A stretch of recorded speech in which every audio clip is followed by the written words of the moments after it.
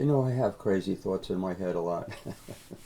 I think I'm having them now. Can you tell? Um,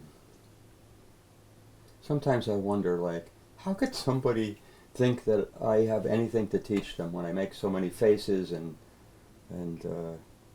laugh and um, move my head all over the place, my eyes, my head, things like this. Even now,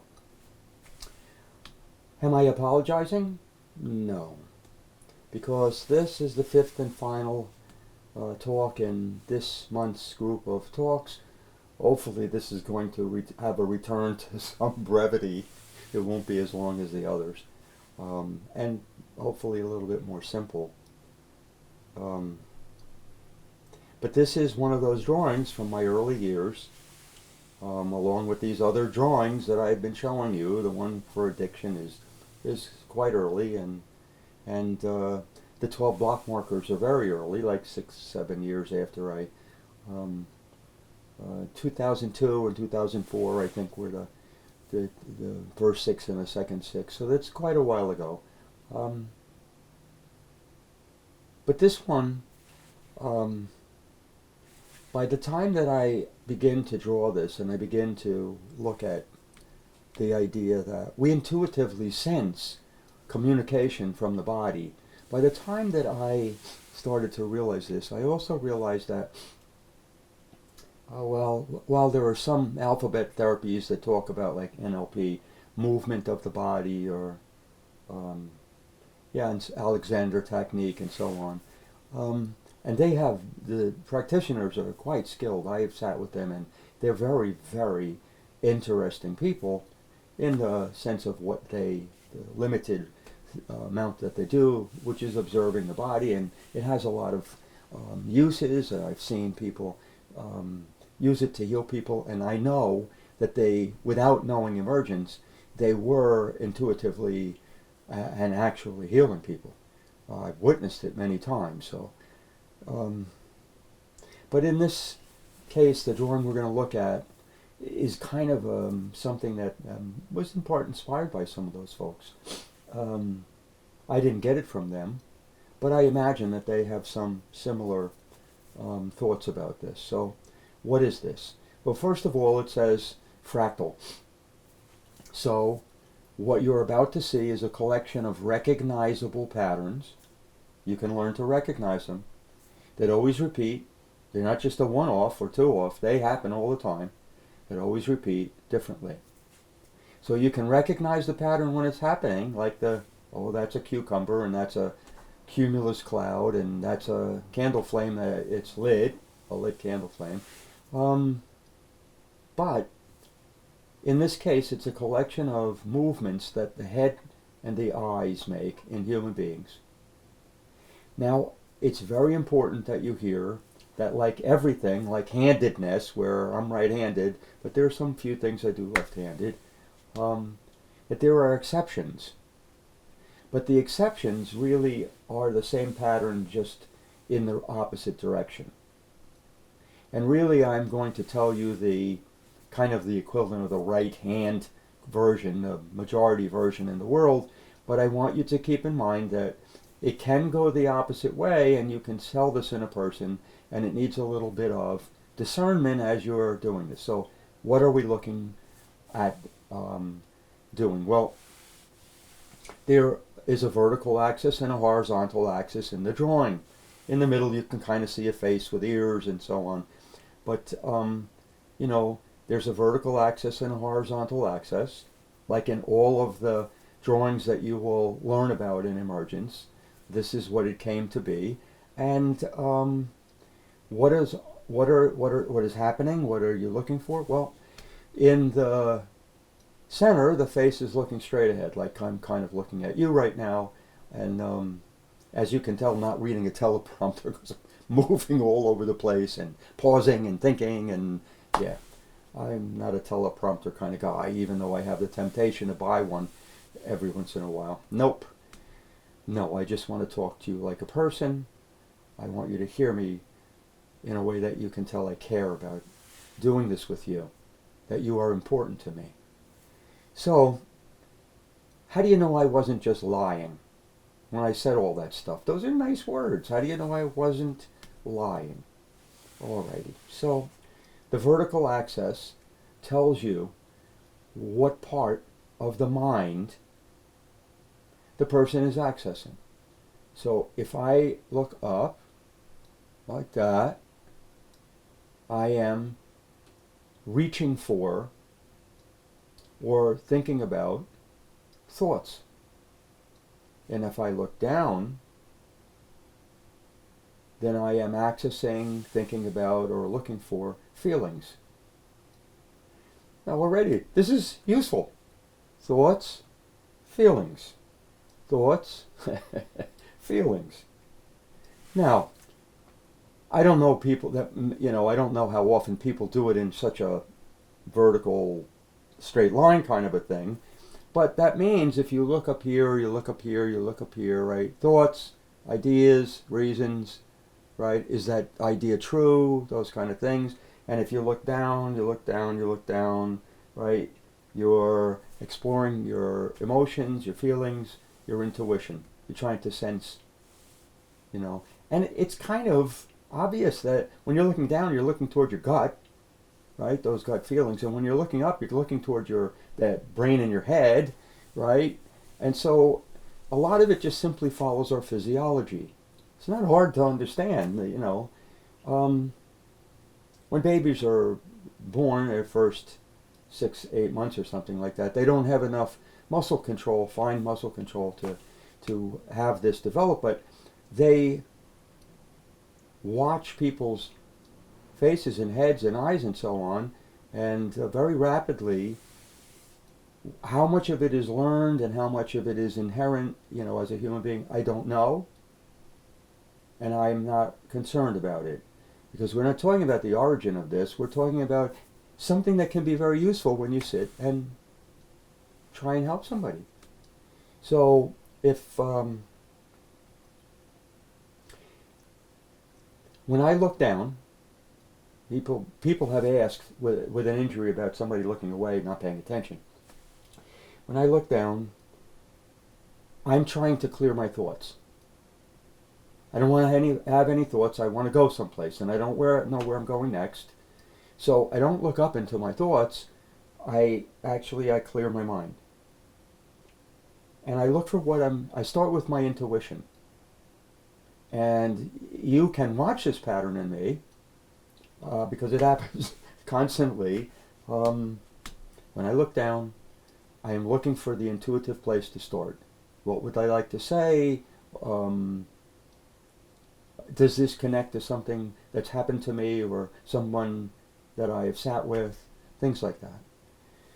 So it's an interesting thing because now I want you to see that here's a 2-liter 1, it's vertical, and here are the bells and here's the bar, right?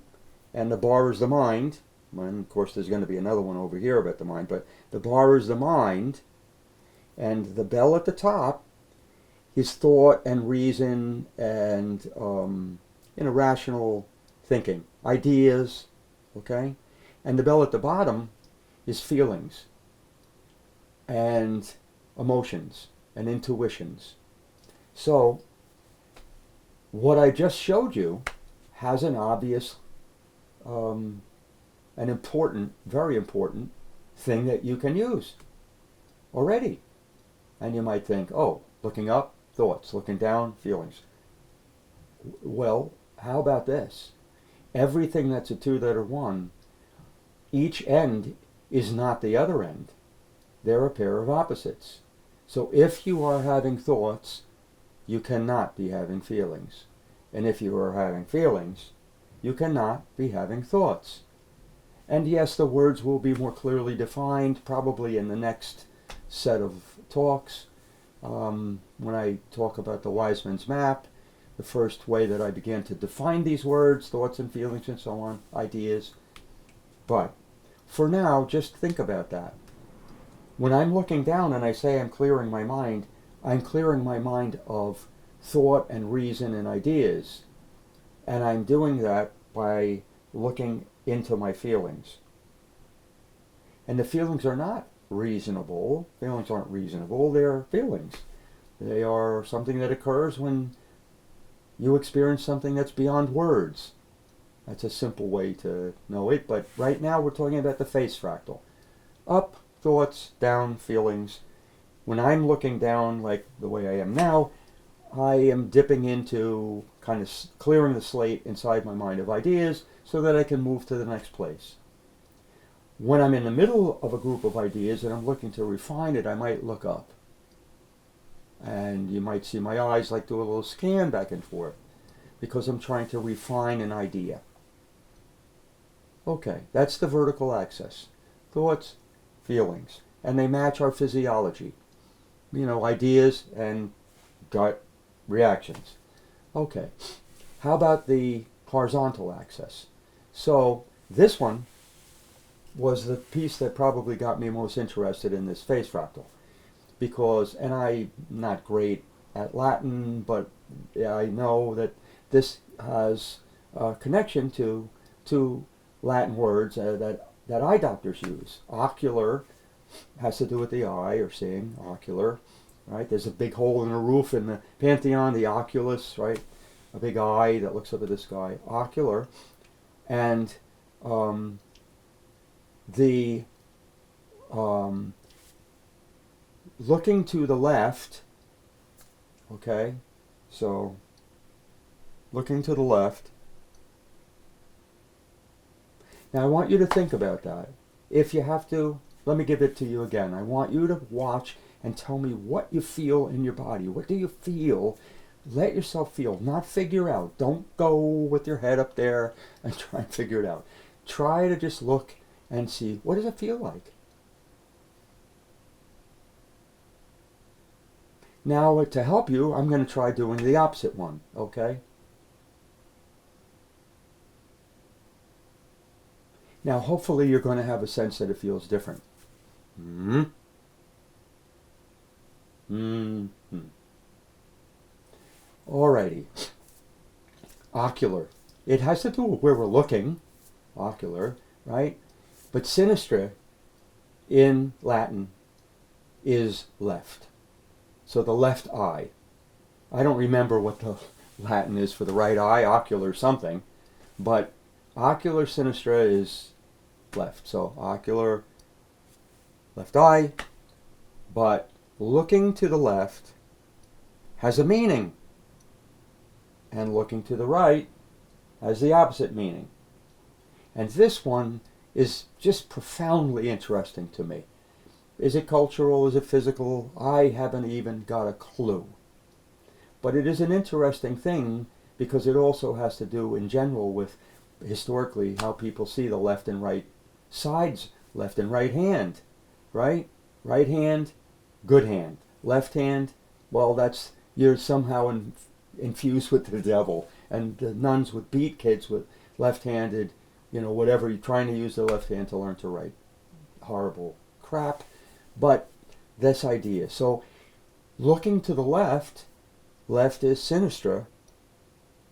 And the word sinister comes from that.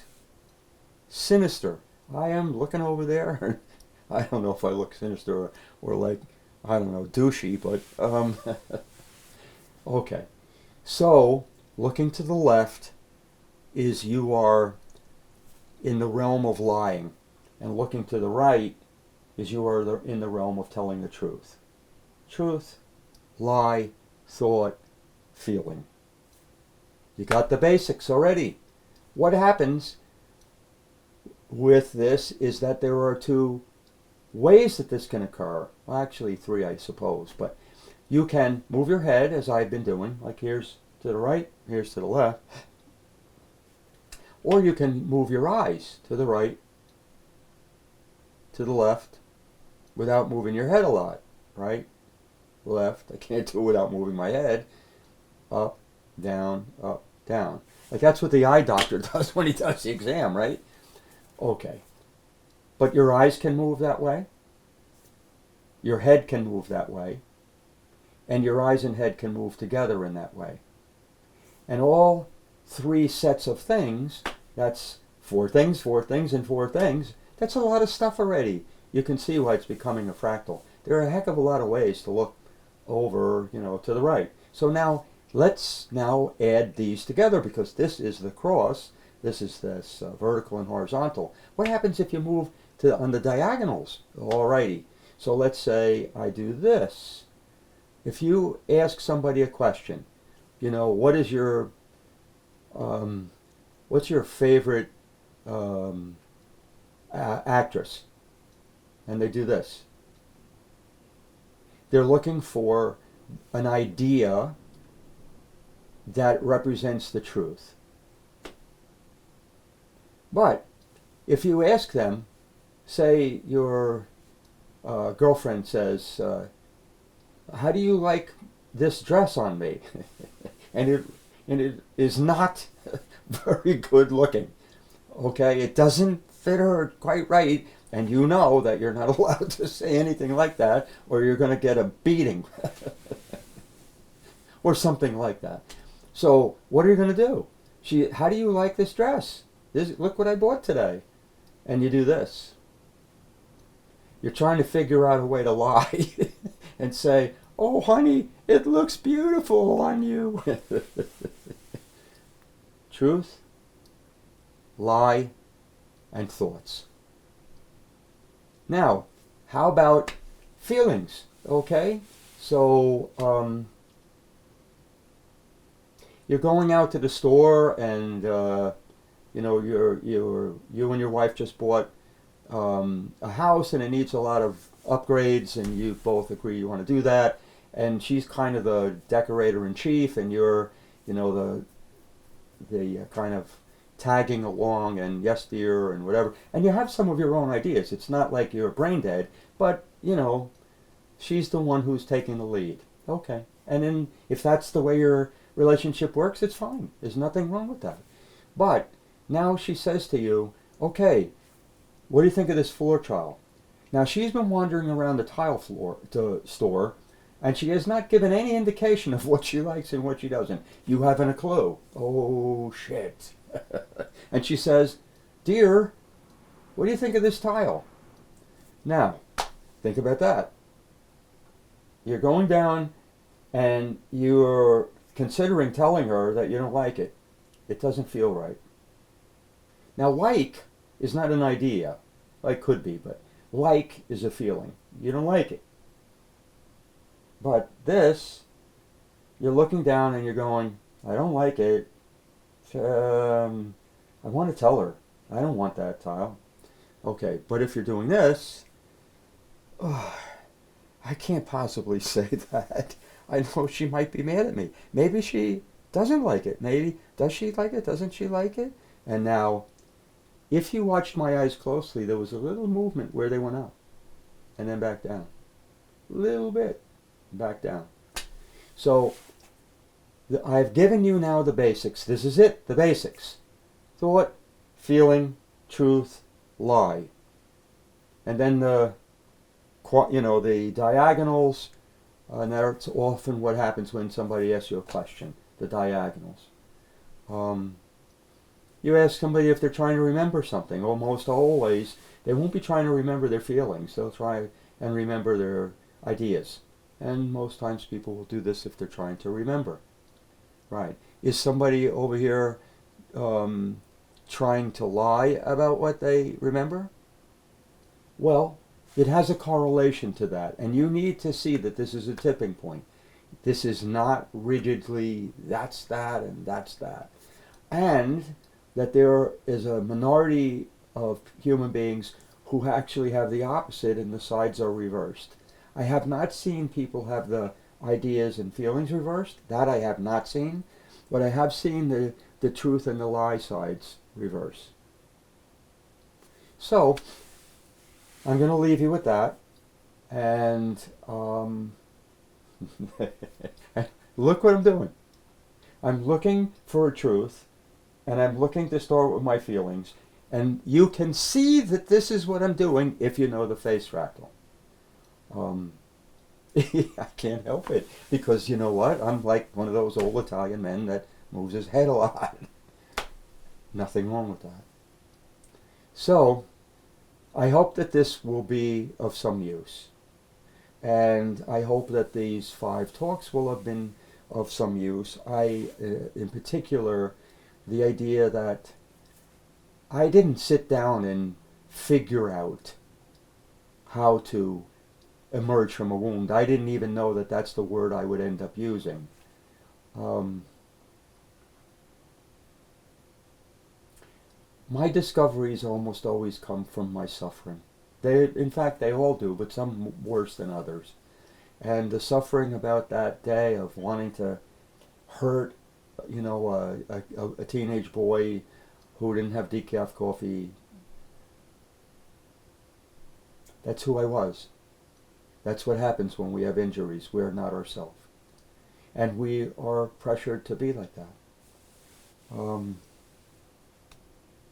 Then there's the idea that I took that and ran with it and figured out a way to kind of formalize it into some very loose pattern of, I know it's not you that's causing this pain. How old do I feel? What's my emotional state?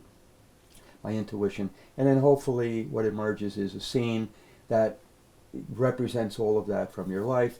And the scene may be the exact scene that had happened, or it may be something that's a composite of other things, but the emergence changes you for life. And you end up loving something that before that you couldn't even see it. And what did I love about the coffee shop? Well, I love somebody saying to me, I'll make you a fresh pot. I love it when there isn't any coffee and they say that. I just do. We talked about the 12 block markers, and in particular, vivid recall of a painful event, but I also told you a story of how I healed what I am saying is one of my worst injuries, which is an injury of abandonment. But the word abandonment is a symptom. What was it actually?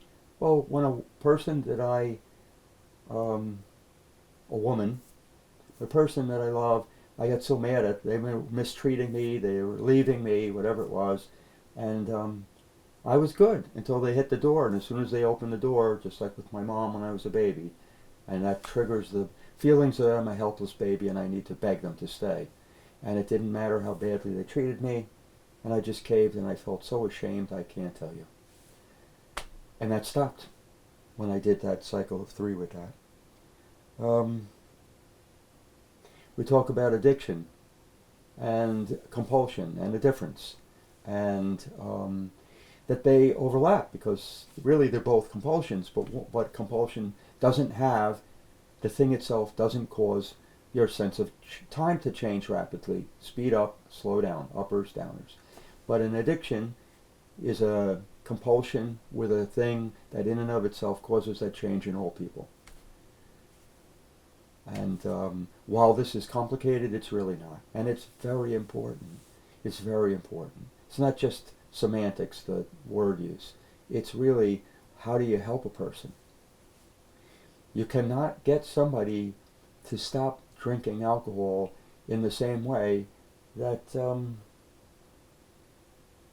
you get somebody to consider how many shoes they're buying. And nobody's going to die of buying too many shoes. Anyway. And then, lastly, we did this one, which I think is kind of fun, which is the Face Fractal. And might be the most useful one in the whole thing, even though probably the idea of what a wound is and being able to heal your own wounds using cycles of 3, that might ultimately be one of the most important things you ever learn. Now, learn means learn. It doesn't mean you just listen to this talk and the talk that I did in of it, and it's in you. It takes doing. It takes learning. You know, one of my friends, Bobby, who was in our group for a long time, I love him.